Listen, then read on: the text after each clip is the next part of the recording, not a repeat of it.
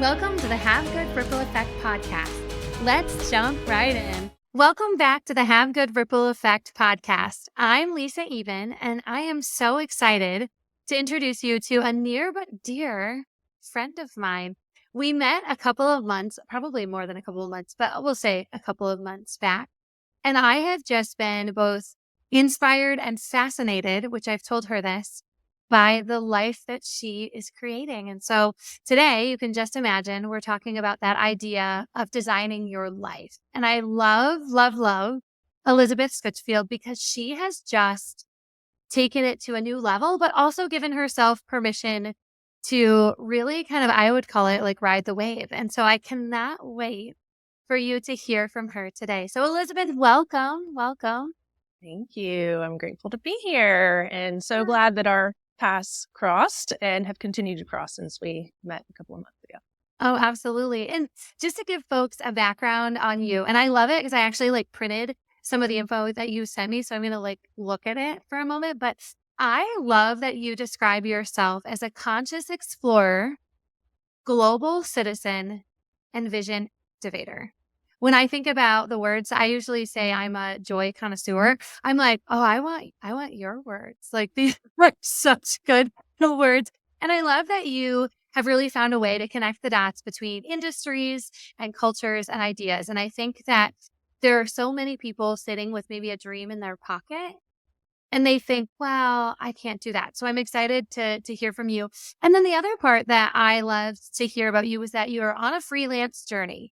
You've done a lot of your own work, and I'm excited to hear from you a little bit about how you've done it. And so maybe to give our folks just a glimpse into who you are, talk a little bit about the experiences that you've had, because I know you describe some of them as breadcrumbs, and I love that descriptor. So tell us a little bit beyond what I just shared, maybe a little bit of your background and where you started in your career in life, and then kind of where you are now, just because it's a great story. Oh, thanks. Thanks so much, Lisa. Yeah. Let's see. I'll try and be concise. I've definitely had a meandering career path that has taken me through a few twists and turns, but I would say that the meta of my career is that human development has been kind of the theme. And I've done that in higher education, but also in the business world, both in startups and larger companies and more in kind of HR related roles. But I've just loved designing programs that help people at different stages of their career. And initially, I kind of did that through higher education. So I got my master's in higher education administration from Vanderbilt, and that kind of set me on this course of realizing career development was really, in some ways, the theme that has continued to surface for me, liking to help people at different stages of their journey and designing experiential education opportunities for them to kind of expand their horizons at different phases. And then the global piece has only resurfaced recently. So you were mentioning the beginning of my freelance journey, and I will say that there were a number of pieces that got me to the place of confidence of saying, I kind of like to step out of a normal full-time job because I feel like the things I like to do don't neatly fit in one job. And so I want to see if I can kind of play the gig economy game and pull a few different things together related to 4 themes that this was in 2019. One of which was community building. One was consulting and advising.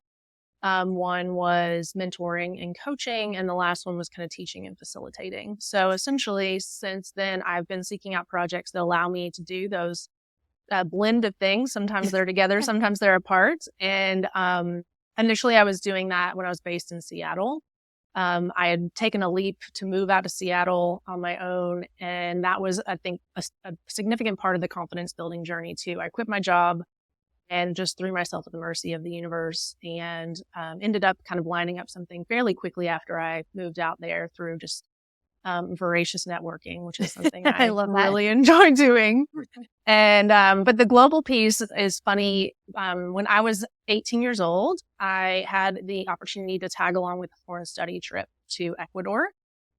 And I live in a small town in Kentucky, but it has a college. And so one of my best friends at the time, her mom was a anthropology professor and led trips to Ecuador. And on that trip, I got to go to a women's prison, and I also got to go to an eco lodge and just do things that were kind of not your typical travel experiences. And so that kind of whetted my appetite for international kind of perspectives. And I thought I wanted to be a foreign diplomat. Ooh. And my college years, I kind of was exploring that through my own. I did some additional study abroad trips, both to South Africa and to France. South Africa was more focused on kind of the before, during, and after of apartheid history and kind of political Yeah. science, whereas France was more focused on like cultural immersion and language immersion. So anyways, I kind of actually ended up closing that dream of wanting to be a foreign diplomat through taking some courses in international relations at the time and realizing that that wasn't a fit. I didn't want to talk about power and bombs. I was more interested in the humanitarian aspects Yeah. of international kind of development. But when I was 39, I was road tripping across the country after I decided to leave Seattle. Wasn't really sure what was next. I had been laid off for the first time right before Yeah. COVID, convenient. And through my road tripping, still love going to universities. And I had stopped in Nebraska, at University of Nebraska. And a friend of a friend, colleague, basically was like, I know someone who works at Nebraska, and I think they would love to have coffee with you while you're there.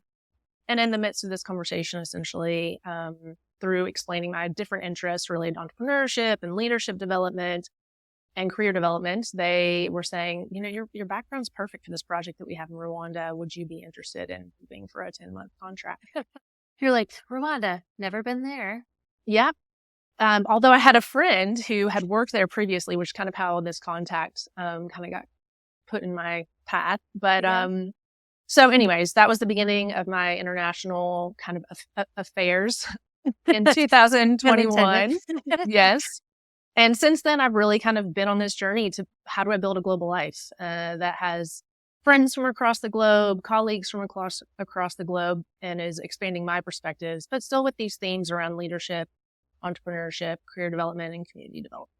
I love that. And people are probably sitting there thinking like, whoa, like you have been in so many corners of the world.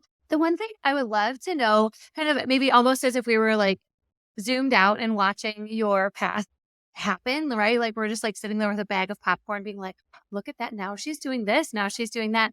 How did you find the transition from what I'll call a more corporate setting Mm, to then kind of saying, okay, I'm going to do this thing that's maybe not so like 9 to 5 or 8 to 5 mm, every day? How did that transition go? Because for a lot of folks that are thinking about, even in my world, going from healthcare, I show up at the same time, I leave at the same time, to public speaking, it was really a switch because mm. sometimes I'm traveling for, 72 hours and then I'm back.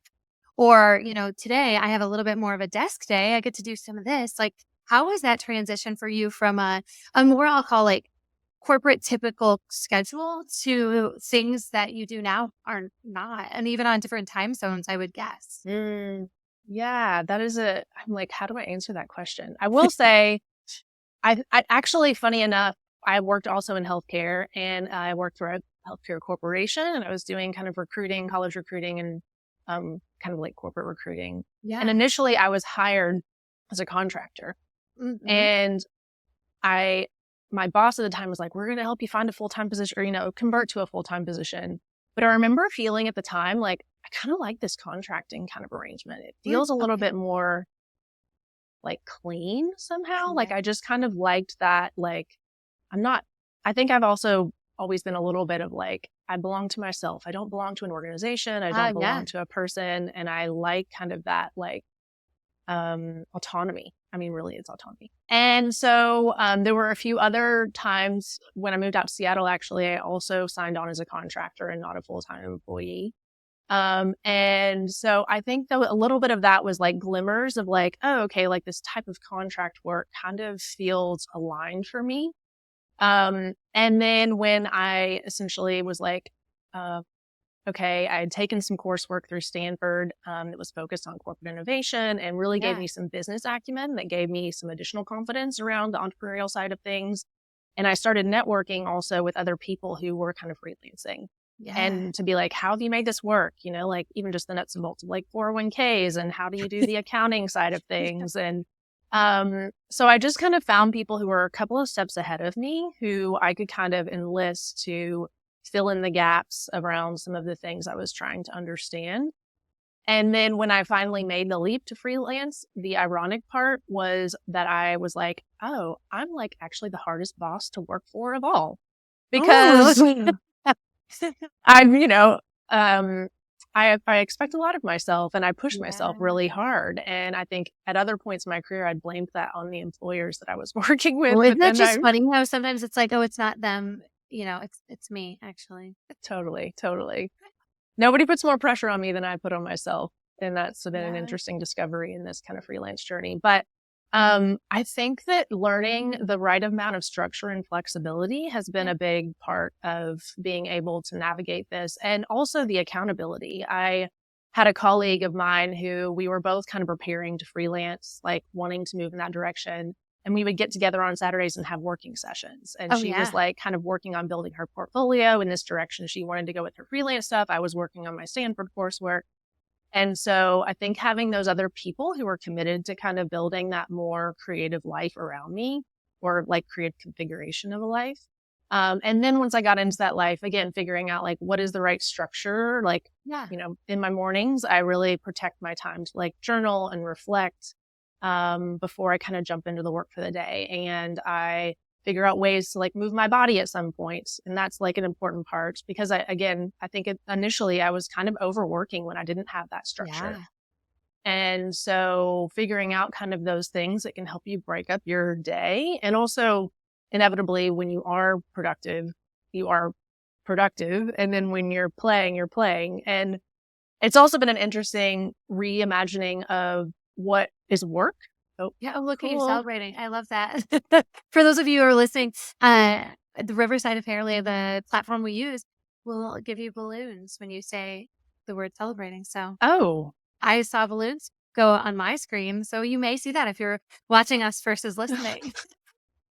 so yeah, so like realizing that when I go on a hike and I'm like still thinking, that's work just as much as me sitting in front of a computer and Yeah. creating something.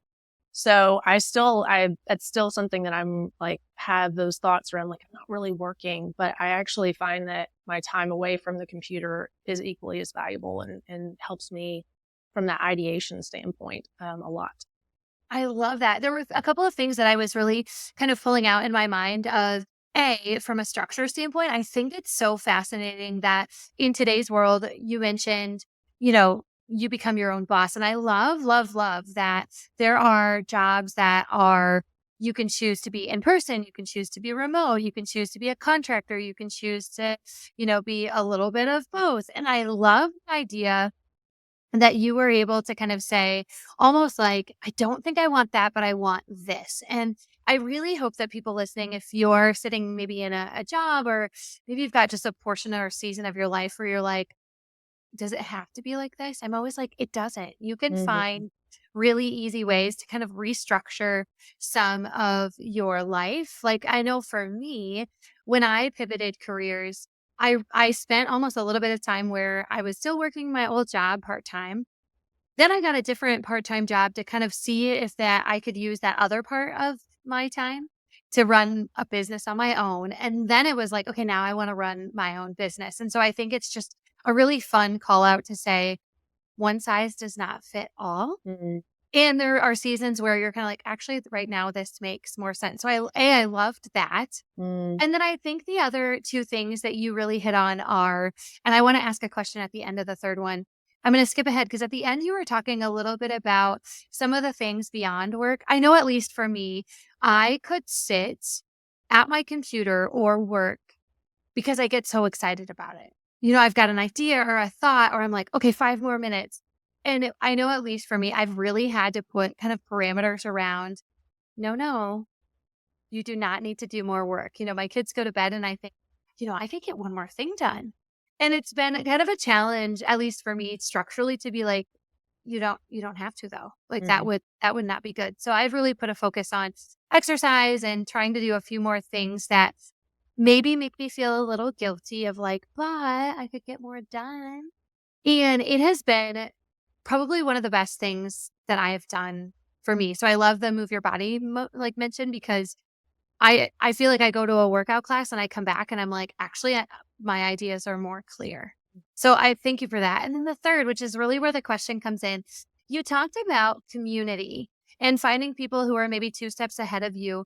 Talk a little bit about that, maybe two angles of it. Community of like, if someone's sitting there thinking, I kind of have a thing that I want to explore, or maybe a dream, like, how do I think about or find community? And I think the second part is really around how has community like lifted you, right? Been a good ripple effect for you. So it's almost like advice plus like, what have you seen related to your community? Because I actually came to you at, on a recommendation from a friend to say, I want like a global friend. I want somebody who's thinking beyond their backyard. And my friend recommended me to you. So yeah, talk a little bit about that of how it's really helped you and what we would say to someone that was kind of like dipping their toes into, well, I don't really do that. I don't know how to do Mm, that.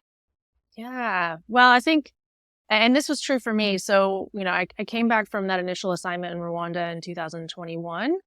And I really was struggling of like, is this the beginning of my international life or the end of my international life? Yeah. And I had turned 40, and there, of course, are these societal programming around like, this is the age where you're kind of supposed to like settle down and no more kind of this whole like bouncing around to do whatever interests you. Like, I need to figure out what my purpose is and really solely focus on that. And like, no more wasting time on this dabbling. And so I just had a total kind of midlife crisis moment for sure. And it was a little bit of me being back in my small hometown in Kentucky and Yeah. not necessarily being around people who really understood the experience I had just had. And that was really hard to kind of not have that space to process with people who understood or could help me make meaning, I think, of like, Yeah. why did that door just open for me to go to Rwanda? And like, I know that there's a reason for it, you know? And so ultimately, I kind of did end up realizing, like, I think that I want this to be the beginning of my global life, not the end of my global life. And I now need to find other people who have figured out a little bit more than I have how to live this global life, essentially. And I decided my kind of inspiration at the time, one of the ideas I've had in my mind is that I want to run a retreat center. And so I'd done this road trip through the Northeast of the US, visiting some different retreat centers and also some Oh, intentional communities, because that's also been something that's intrigued me in our culture where, isolation and loneliness is like a yeah. huge issue. And yet there are other people who have figured out maybe another way to design community for themselves that is countercultural. And so I was kind of trying to find those people. And ultimately, from that trip, decided and found this experience in Portugal that was a blend of the things. It was basically like a month-long program, and it was designed for people who were kind of digital entrepreneurs or digital nomads. And so there's this element of like, we're going to be doing these kind of spiritual practices together, which breath work was kind of the theme or the focus, but we're also going to be getting work done. And I was like, oh, this is so appealing. I feel like I'm either around people who are ready to kind of drop out of society or people who are just in the grind and like have no curiosity about what else is like out there beyond just kind of trying to kind of do this daily rat race thing. Survivor. Yeah. And so it was like, these people are kind of trying to live at the intersection, like trying to do both, like be a productive member of society while also being in community and also kind of staying close to nature. And it just felt like this is the community. And also it was a global group. Like there were people from New Zealand and there were people from the UK and from Colombia, and it was mostly Europeans, I will say. But regardless, Europeans are often way more well-traveled than us Americans. And so being around this group of people who were breaking the rules around like, where am I working? What type of work am I doing? Yeah. And like kind of more intentionally designing their own lives, I was like, oh, this is possible. And these are people who have like, are trying to figure it out. Maybe they haven't figured it out either, but at least Yeah. like we're on this same parallel path. And I've kept in touch with at least 3 or 4 of those people who I met at that retreat, where we've been able to kind of follow each other along in our parallel paths. And that, I mean, that was 3 years ago that I did that experience. And that has been such a catalyst for me. So sometimes I think it's about seeking an experience to be around people who maybe at least, or maybe if they haven't quite figured out, or at least on a parallel journey. And one of the things I will say, and I know it's like, sometimes it's like, okay, maybe I have this idea, like I want to write comic strips or something, Yeah. but I don't know anybody who writes comic strips. And somebody on the trip was saying, what's really been helping me is listening to podcasts. Like that Oh, sometimes yeah. can feel like the access point to people who are inspiring you that might not be in your immediate proximity. But I do think going to summits or events or conferences where you might be exposed to those people is another way to at least like put yourself in the energy and put yourself in the stratosphere of people who are like going to inspire you. And I think one of my main points that I had shared for this podcast that I've continued to reflect on as I've been running coaching groups, and I just launched a mentorship group. And there's just this ongoing thing about sometimes when we're stuck or we're trying to find our next steps, I think that there is that critical voice that's like pushing us and is Yeah. like, you should be doing more. Like, that voice you were saying that's like, It's the worst. yeah, it's torturous. But rather than like, how do you find a way to reach for that pull energy versus that push energy when you're in that spot? And I do think that finding either people or communities that inspire you, just like one step in that direction, you just never know who else that's going to introduce you to, and the like ways in which, and also I did start a newsletter. And so I started talking about the things that I was doing, which I also think attracts more people to you, which is very vulnerable, especially when you're kind of feeling like I'm coming out of the closet about this side of myself that people maybe don't know about. And that was a really big struggle for me because I was like, I've developed this persona in my mind about this professional person. And yet I have these other interests that are kind of more outside of the box. And so I was just like, but I have to start talking about it because that's the only way that people are going to find me that are interested in this stuff too. That's such a great point because similarly like I mentioned, I grew up in healthcare, which is very much like, if you go back to, my hometown, I come from a smaller hometown as well, the typical like doctor, lawyer, like nurse, teacher, like those types of things are very much tangible. People know people who have those careers. They know whether or not they're reputable, right? And they just give good praise to those types of careers. And when I wanted to kind of maybe move from, you know, corporate healthcare to speaking, gosh, I sat on that for quite a bit of time thinking, kind of a combination of like, what are people going to think? And like, how the heck do I do it? And who in the world does it? It was like all of those same things that you were rolling through in your mind. And I think that similarly, I just started to talk to people just in passing, like, hey, you don't happen to know anybody who does X, do you? Or, hey, have you gone to any good conferences lately? Just because I knew like public speakers were at those places. And so it's fun to hear you say that because we lived in Milwaukee for about 10 years, moved back to Iowa. And that's when I was like, okay, I kind of want to teach. Kind of want to speak. I went to an event at a local college and actually met some of the people that I carry with me to this day. Similarly, they gave me one breadcrumb, which gave me another. And I think that little bit of like follow the trail, but also a little bit of like bravery goes a long way because for the first year and a half of my business, it was kind of like, well, and I'd kind of like shrink a little of like, I own my own business and, I kind of want to do this. And, it finally like 3.5, 4 years in, I can be like, yeah, I own my own business. Here's what I do. Here are the services that I offer. And I think that confidence switch kind of comes gradually. It's not something that you get like overnight. And it sounds like similar to you, like it took a little bit to be like, okay, where are we going? What are we doing? Like, and I love listening to you now of like, yeah, now I travel the world and do the thing. And so as we think about, because we've got just a couple more minutes to share a few more things, talk about maybe one of your projects that you've done, because I think it really is fascinating. People are probably thinking this human loves to like travel and do global work. She sounds like she does some coaching, like kind of give us a sense of, yeah, what does that freelance world look like? What are some of the types of projects that you work on just to, I don't know, whet their appetite for, oh, wow, not only has she done that type of work, but there might be someone that says like, oh, I kind of I need that. I should reach out to her. Yeah. Yeah. Well, I think that the interesting part, and yes, to your point, I mean, this has been kind of a 3-year journey, over more than a 3-year journey to kind of do this most recent redesign of the like global life that I've been trying Yeah. to build. And there have been so many moments of intense self-doubt and kind of like, maybe I should just go back to like the normal kind of box that, and I've even moved towards that. I applied to a job in my hometown last year, at the beginning of last year, that kind of popped up that had previously been of interest to me before I launched this global life, and it kind of resurfaced. And I was like, well, at least I'll like apply and see what happens. Yeah. And people were like, you're a shoe in for that position. And I didn't even get invited for an interview. And at the time, my ego was very bruised. But Yes. I We have those also was moments of like, like, how dare they? how I'm amazing. Come on.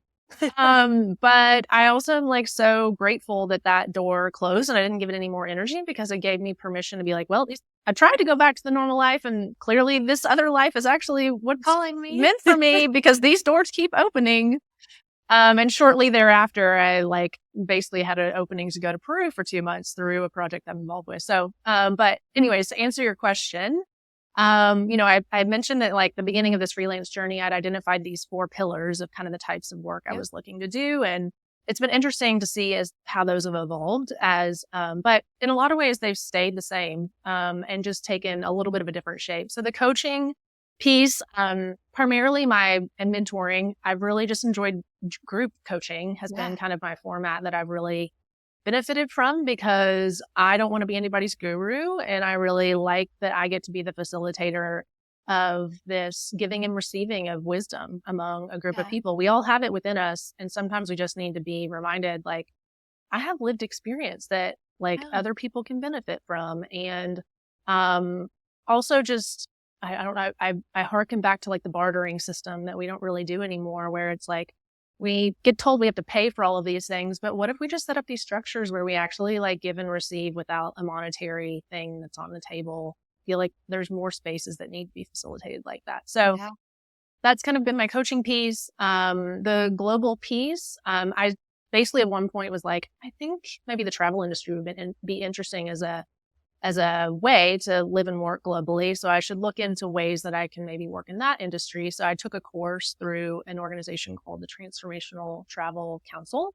Oh, It was basically about experience design. And through that got connected to this project called the Postcard Travel Club that is essentially trying to build a community of conscious luxury travelers and more seamlessly connect them with properties, and hosts who are facilitating conscious luxury experiences, which usually has an emphasis either on some kind of cultural preservation or conservation yeah. project or community development. So my role has been to meet and onboard these different properties and hosts. So that's just been incredible to like get to know these people from across the world, I and bet. go visit them. Like I was in Peru, basically, getting to visit some of these properties and showcase them to our community. Like, you must go. You must visit. I love it. Yeah, right. Like I have to do That's this. What great. suffering? And then the missing piece that I just kind of realized I still have a passion towards education. And so I knew that Yeah. I needed to kind of weave that back in. So, I'm now involved in a project with an organization called the Global Engagement Institute that, their kind of bread and butter is running study abroad programs, in Southeast Asia and also in, East Africa and Southern Africa. And so I am actually, working with them on mapping out a little bit of a approach to building partnerships between universities in the U.S. and universities abroad in these destinations. So that's felt really rewarding to kind of weave that education piece back in. So that's I kind of a little love bit of that. my portfolio. It's so, so good. And I think, one of the things when we were talking about, okay, I want to bring you on to talk about kind of building your life. One of the things that I kept coming back to was intuition. And I think Mm, that sometimes we like to push intuition into the closet of like, no, like, I can't necessarily make maybe these 3 separate components fit together, but I love, love, love that you did follow that intuition. And I think that's probably my parting advice for folks today is like, don't put that intuition away fully and maybe dream a little to like, how could you make impact? How could you have like joy in your life? How could you design your career that even if you want to stay in a 9 to 5 job, that you like spice it up a little bit? and like happen to it versus letting it just happen to you. And so it has just been a pleasure to have you on the show today. If folks are interested in any of those three things, whether it's, coaching or kind of how do you say that? The postcard Travel club. travel club, Yeah. or even just learning about your international work and some of that higher education, those components. How do folks find you? Like, where can they like follow along on the journey so that they can stay in touch? Yeah. Well, I do have a website, which is just my name, elizabethscutchfield.com. And I do kind of keep people in the loop through a somewhat regular newsletter. And of course, reach out to me directly via email. And the other thing that's in the works that I will give a little preview is that I'm working on a YouTube channel where I want to start doing more interviews with some of these people, interesting people I've met from around the world, this global village that I've been so inspired by. So those are some of the things to kind of keep an eye out for. Oh, so, so good. And if you're listening, I encourage you to follow Elizabeth. I love getting her newsletter just to see like where in the world are you? Like, where's Waldo almost of like, oh, she's doing that. And then if you have a friend or maybe a family member, someone that needs to hear this, please, please, please share this episode and yeah, continue to follow along. Again, Elizabeth, thank you so much. You're welcome. Thanks so All much, right. Lisa. We'll go out there and have good ripple effect. We'll talk to you next time. Thanks for listening. Visit lisaeden.com to learn about events and grab a copy of my book, Joy is My Job.